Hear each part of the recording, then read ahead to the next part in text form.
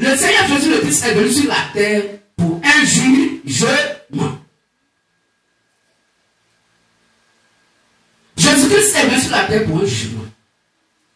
Quand il a dit, ne juge personne, il ne faut pas que tu as jugé. Lisez cette écriture. Il dit, quand tu juges ton ami là, il ne faut que toi aussi tu sois sûr que tu es droit. Que tu n'as pas péché, tu n'as pas posé un acte.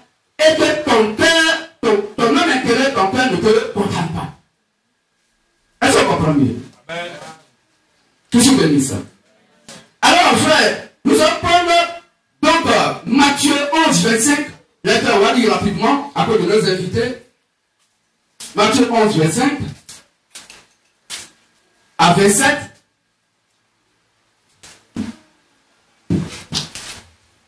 L'autre lettre va venir. Matthieu. Attends, avant que tu le lises.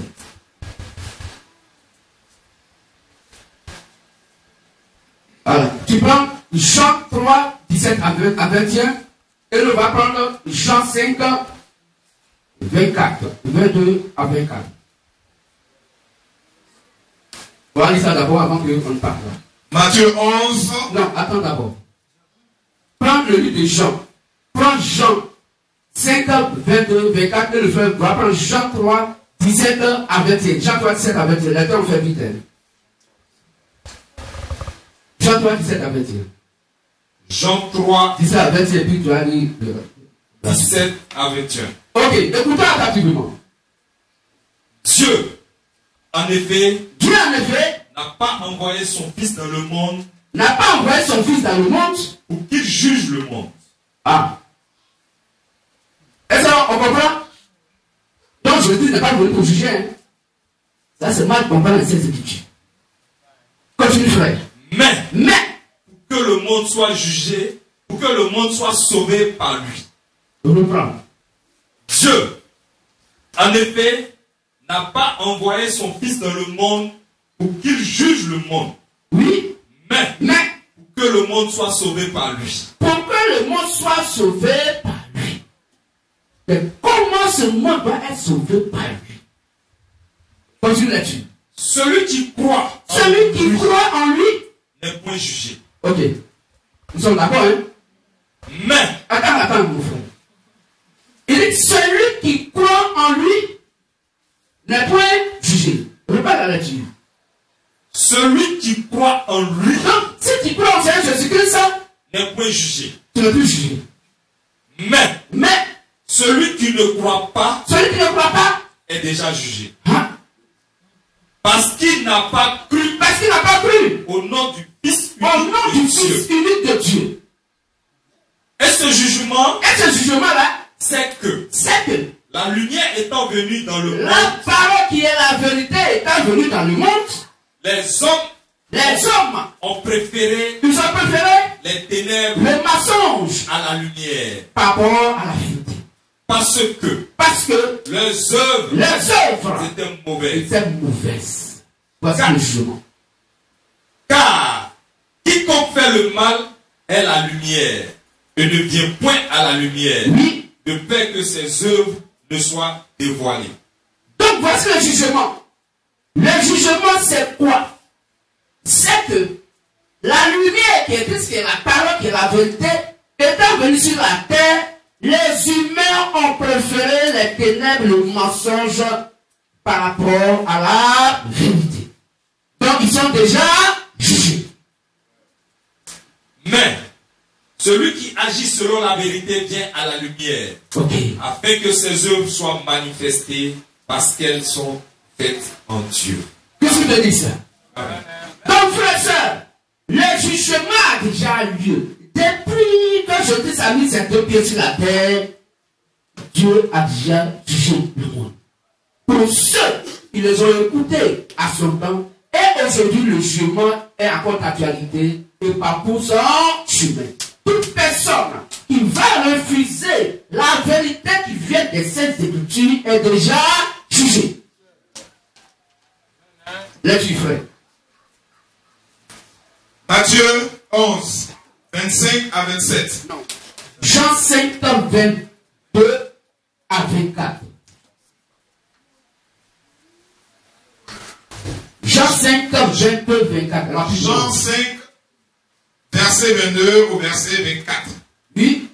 Le Père ne juge personne. Ah, est-ce qu'on entend très bien? Dieu le Père ne peut pas juger, c'est fini. Le Père ne juge personne. Qui juge? Mais il a remis tout jugement au Fils. Au Fils. Donc du Père au Fils qui juge. Le Père peut juger quelqu'un qui juge. Le Fils qui juge. Afin que tous honorent le Fils comme ils honorent le Père. Celui qui n'honore pas le Fils n'honore pas le Père qu'il a envoyé. En vérité, je vous le dis, celui qui écoute ma parole et qui croit à celui qui m'a envoyé a la vie éternelle et ne vient point en jugement, mais il est passé de la mort à la vie. Amen. Amen. Jean 5, verset. Tu as vu là? Verset 8. Jean 5, 27. Oui. Et il lui a donné le pouvoir de juger. Donc le Père a donné le pouvoir au Fils de juger. Parce qu'il est fils de l'homme. Parce qu'il est fils de l'homme. Tout ce que dit ça. Amen. Prends Jean 8, 26 rapidement. Jean 6, 26 rapidement. Jean 8, 26 rapidement. Jean 8, verset 26. Oui. J'ai beaucoup de choses à dire de vous. J'ai beaucoup de choses à dire de vous. Et à juger en vous. Et à juger en vous.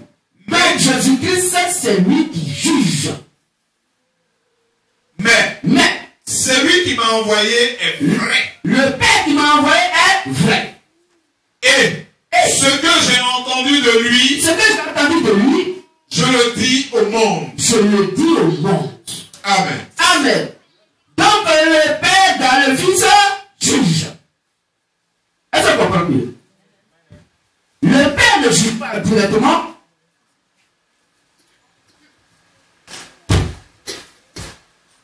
Le Père ne juge pas directement. Mais c'est le Fils qui juge. Le Père, il juge par rapport à ce que le Père lui a dit de faire comme jugement. Puisque il a mis tout le jugement dans la main du Fils. Tout ce que dit ça. Tout ce que dit ça. Alors, frère, pourquoi ce jugement? Ce jugement parce que le Père est descendu sur la terre dans un corps appelé Jésus le Christ. La parole a été faite chair. Jacques 14, 9 au verset 10, lecture. Jacques 14, 9 à 10, lecture.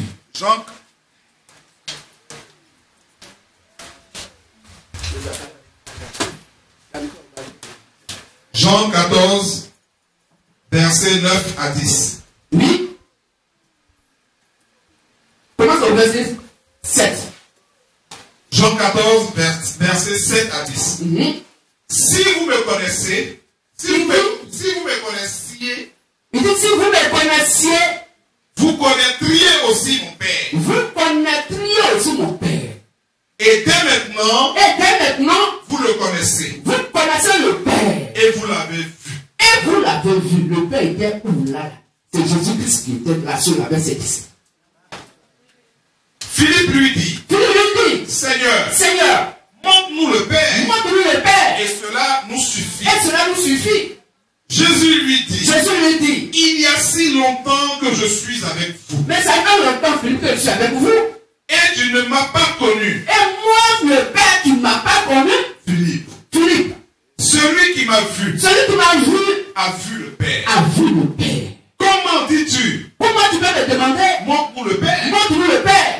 Ne crois-tu pas que je suis le Père? Ne crois-tu pas que je suis dans le Père? Je suis dans le Père. Et que le Père est en moi. Et que le Père est en moi. Les paroles que je vous dis. Je ne les dis pas de moi-même. Je ne dis pas de moi-même. Et le Père qui demeure en moi, c'est le Père qui demeure en moi. C'est lui qui fait les œuvres. Donc c'est lui qui juge.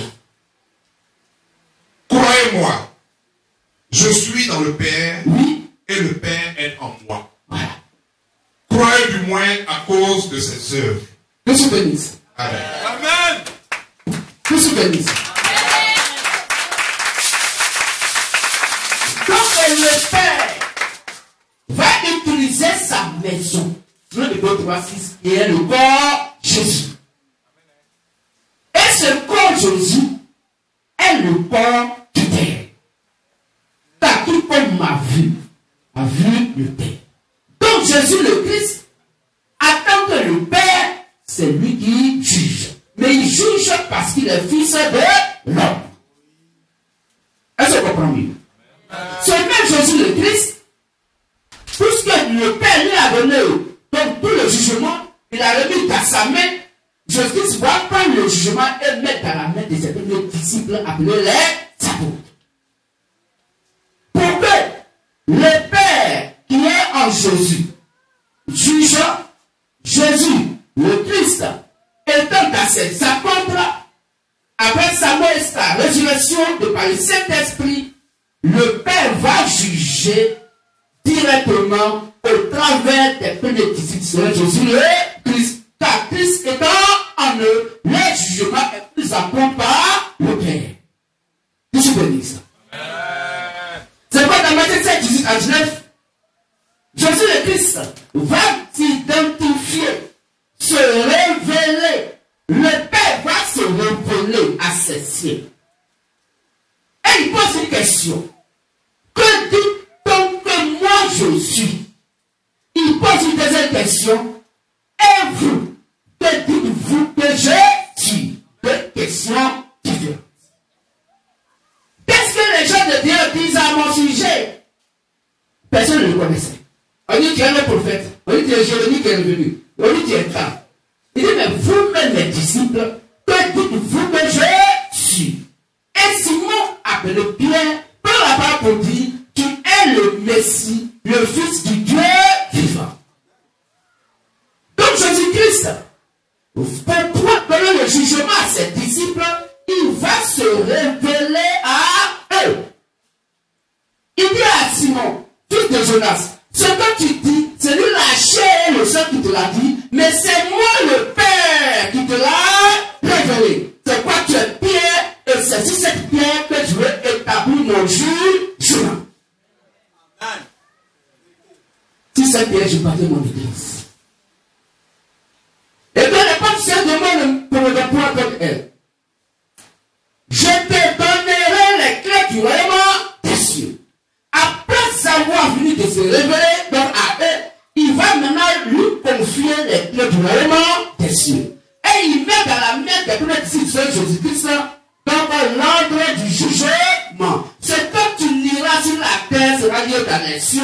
Et ce que tu délieras sur la terre sera lié dans les cieux. Pour dire désormais, c'est eux qui jugent. Le Père ne juge pas directement. Le Fils de l'homme Jésus ne juge pas directement. Ceux qui jugent directement sont les apôtres sur Jésus. C'est pour les disciples. Sur Jean 17, verset 20.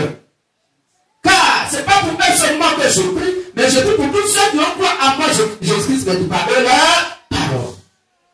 Qui se bénisse. Est-ce qu'on a bien compris? Désormais, c'est plus le Père qui juge. Désormais, c'est plus Jésus-Christ qui juge. Ce sont ses disciples, les apôtres. Qui se bénisse. Alors, eux, ils vont leur taper la poitrine, puisque c'est lui le fondement du jugement. Ils vont dire dans 1 Jean 4 à 6 que si quelqu'un a une adoration en dehors de ce qu'eux ils ont comme adoration, cette personne est dans l'erreur. Tu vas dans 1 6 à 9, si quelqu'un prêche un autre évangile en dehors de ce qu'elles ont prêché, que cette personne soit maudite. Pourquoi? Parce que c'est eux ceux qui jugent. Qui se bénissent. C'est quoi la Bible dit?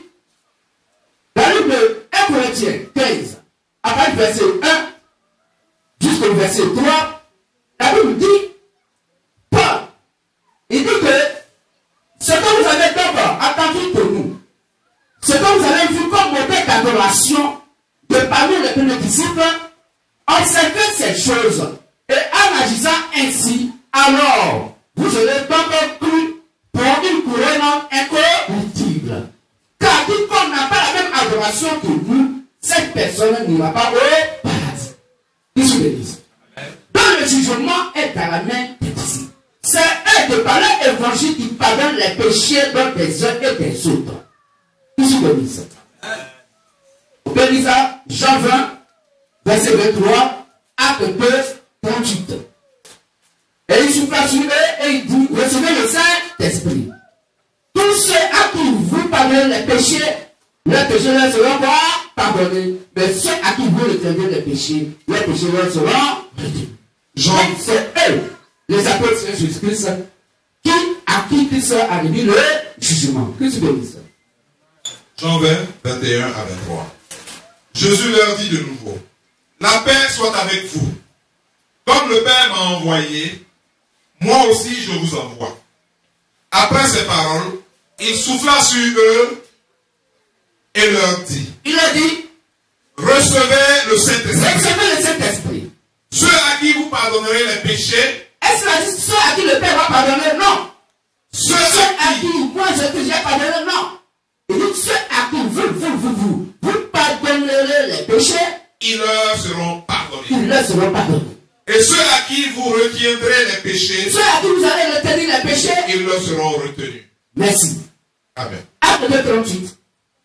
Acte 2, le verset 38. Oui. Qui a dit, répandez-vous et que chacun de vous soit baptisé au nom de Jésus-Christ pour le pardon de vos péchés et vous recevrez le don du Saint-Esprit. Amen. Amen. Donc, frères et sœurs, c'est ce qui fait la fierté du MVM. Pourquoi? Parce que nous connaissons parfaitement le plan du salut de Christ à cette heure et pourquoi. C'est pas l'électrique dans Ephésiens 19 à 20 que personne n'ira au paradis en direct de leur prédication. Car vous avez été édifiés sur le fondement posé par les apôtres et les prophètes, Jésus-Christ étant lui-même la pierre angulaire. Donc, pour croiser Christ, il faut d'abord que tu sois en accord avec l'évangile que les apôtres ont prêché. C'est eux qui vont te conduire à Christ. Et Christ va te conduire au Père. Personne ne peut quitter la terre et aller au Père directement. Non. Il y a des pas donc d'escalier, il y a des pas donc de l'échelle. Quelqu'un qui ne peut pas quitter la terre et puis tu as sauté donc pour aller au dernier pas de l'échelle. C'est impossible. Le Père, qui est le dernier pas de l'échelle, s'est révélé au Fils. Le Fils s'est révélé aux apôtres et les apôtres se sont révélés à nous. Est-ce que vous comprenez? Le jugement sur la terre est dans la main des chrétiens et des chrétiens. Est-ce que vous comprenez? C'est nous qui jugeons. Aujourd'hui, la porte ne juge plus. C'est nous les chrétiens qui jugeons. De la même manière, le Père ne juge pas directement, les apôtres ne jugent pas directement à cette époque, parce qu'ils nous ont remis le flambeau. C'est pourquoi nous, MVM, ils sont les chrétiens sur la terre aujourd'hui. Et avec nos frères de la RDS, c'est notre jugement que Jésus-Christ écoute. Est-ce que vous comprenez? Jésus a dit quoi? Il dit, je ne suis pas venu pour vous juger. Mais c'est les paroles que j'ai prononcées, que j'ai prêchées, c'est ce qui vous juge. Et le jugement, pourquoi? Parce que vous avez donc préféré le mensonge par rapport à la vérité qui est ma parole que je vous ai donnée. Donc une personne aujourd'hui qui ne se tient pas dans la vérité de l'adoration est déjà jugée. Or, c'est nous MVM qui détenons la vérité sur la terre aujourd'hui. Donc aujourd'hui, c'est le MVM qui juge.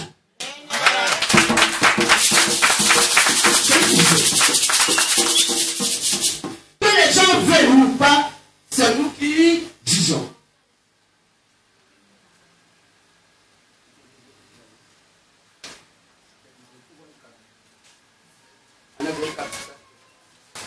Qu'est-ce que je dis ça?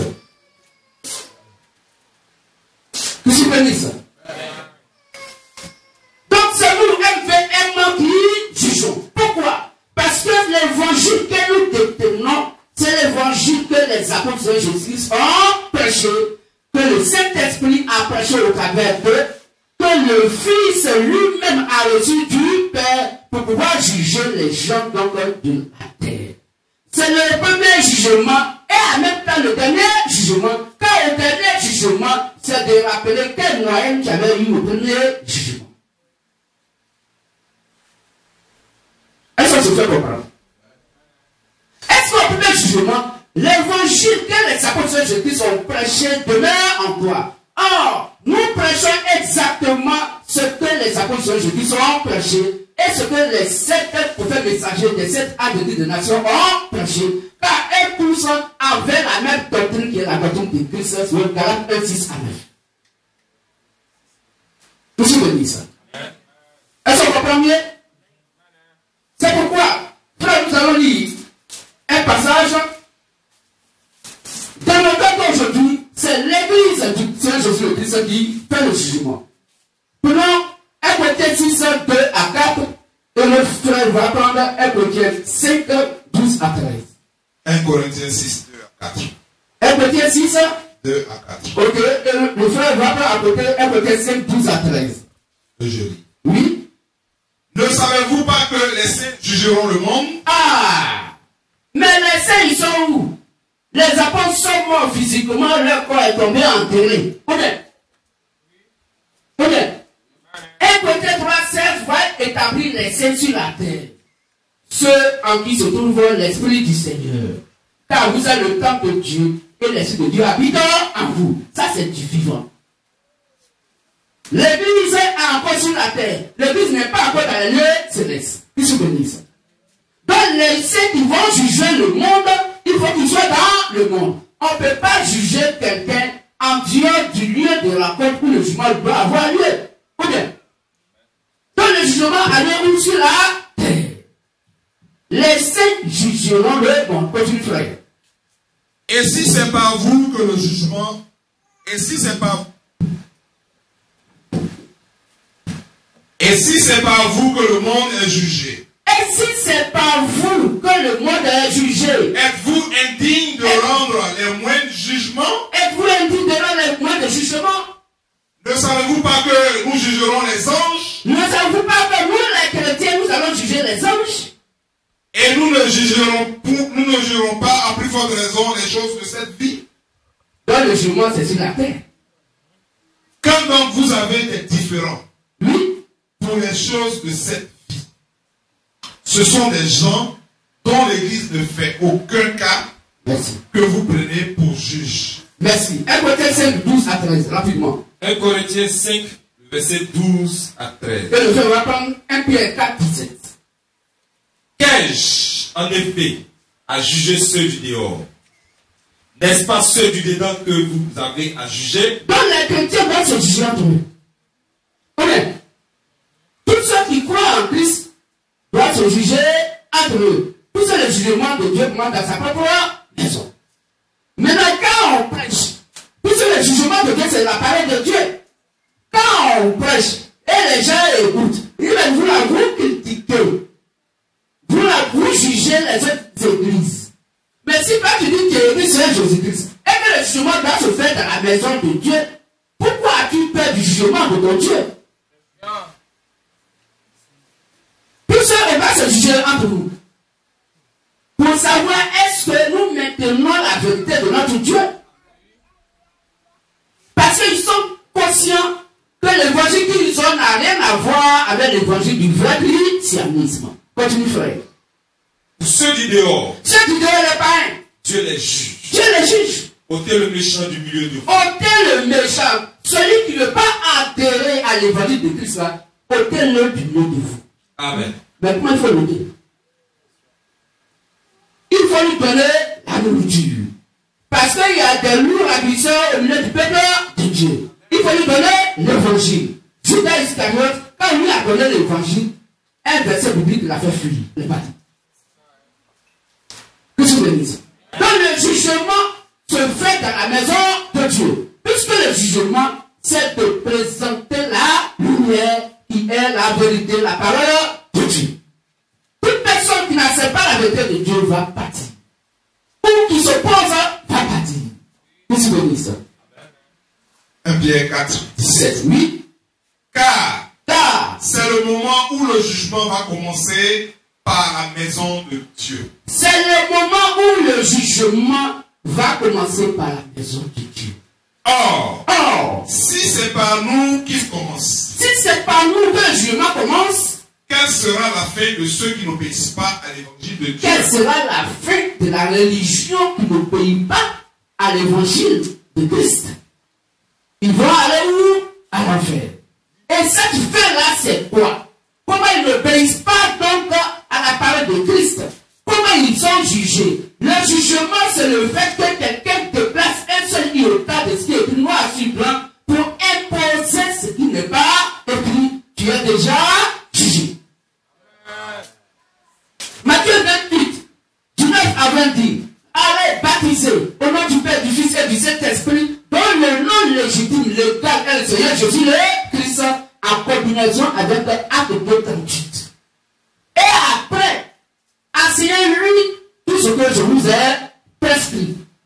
Dans la Bible, que la vérité nous demande qu'on soit d'abord baptisé et après enseigné. Mais la religion, se disant chrétienne, va d'abord enseigner la parole de Dieu, 5 ans de catéchuménat, 6 mois de cours de baptême, 3 mois de cours de baptême, avant de pouvoir baptiser. Ils ont donc renversé le sens de la parole de Christ. Alors la Bible dit, ils sont déjà jugés. Car ils ont préféré donc le mensonge que la vérité qui est la parole de Dieu. Ils sont déjà jugés.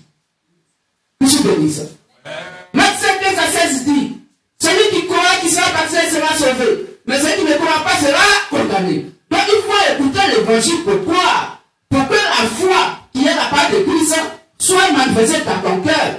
Et ayant cru à ce évangile, alors on te baptise. Mais un nouveau-né, un enfant qui vient de naître, il a cru en quoi et puis on le baptise. Baptême d'un nouveau-né. Toute personne qui baptise un nouveau-né, ou toute personne qui donne ce nouveau-né à être baptisé, cette personne, la Bible dit, est dans les ténèbres, qui est déjà jugé. Pourquoi? Parce que tu as préféré ce qui est vrai par rapport à ce qui est écrit noir sur blanc dans la Bible. Tu te poses au Saint-Esprit, tu te poses à la Sainte Bible, tu es déjà jugé. Tu es déjà jugé. Qu'est-ce que dit ça? Selon Jean 3, verset 34, celui que Dieu envoie, Dieu lui donne sa parole, il met sa parole dans sa bouche, il lui donne son esprit que sa parole sans mesure.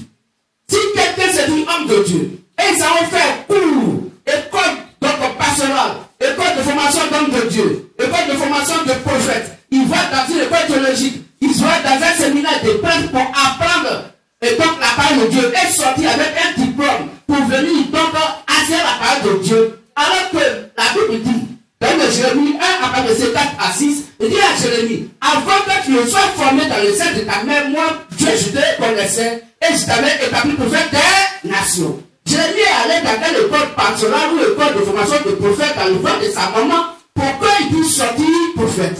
Donc toute personne qui va apprendre Dieu dans une école pour venir enseigner la parole de Dieu s'oppose à l'ordre de Dieu. Car celui que Dieu envoie, Dieu met ses paroles dans sa bouche. Je suis béni ça. Donc partout dans le monde entier, dans toute adoration, il y a un homme de Dieu qui a fait école théologique, il est déjà jugé. Toute assemblée de l'église se met à la chair pour prêcher la parole, son église est déjà jugé. Ils vont tous à l'enfer, car ils vont contre l'ordre divin du véritable Dieu dans le nom glorieux de Seigneur Jésus le Christ. Voici comment le jugement a lieu. Et aujourd'hui, puisque c'est le MVN, la RDS, qui détient la vérité absolue, c'est nous qui jugeons les vivants et c'est nous qui jugeons aussi les anges. Voilà comment nous jugeons aujourd'hui. Alors, soyez fiers comme nous puissions vous juger. C'est tout juste pourquoi vous pouvez connaître votre nature spirituelle. Si vous faites partie du blé ou si vous faites partie des livrets, car nous sommes à la fête des temps, nous sommes la boisson. Le MVM s'appelle la boisson, la fête des temps. La c'est nous. N'oubliez pas que Dieu s'appelle le temps. C'est bien tout, non? Donc nous sommes la moisson. Oui, pour ce qui concerne le christianisme sur la terre. C'est nous qui mettons fin au christianisme sur la terre. Car c'est nous qui séparons les vieilles sages des vieilles folles. Et c'est nous qui manifestons la l'air du monde. Que je bénisse. Alors tout à l'heure, on va se retrouver encore pour que nos frères et sœurs puissent poser des questions s'il y a des questions à poser. Que le véritable Dieu nous bénisse. Nous allons prendre notre thème, un court thème. On va le lire pour vous.